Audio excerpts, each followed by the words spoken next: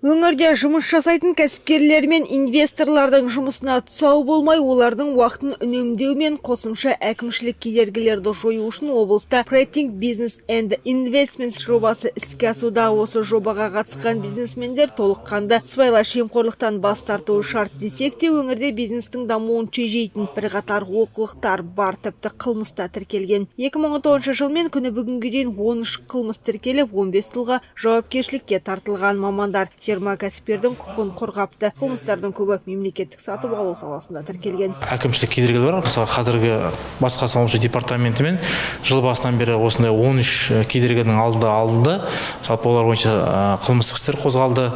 Мысалы, алатын болсақ, мемлекеттік сатып алу саласында бизнеске қатысты 5 қылмыстық іс, ветеринария саласы бойынша 3 қылмыстық іс қозғалып, олар қазір таңда тергелуде.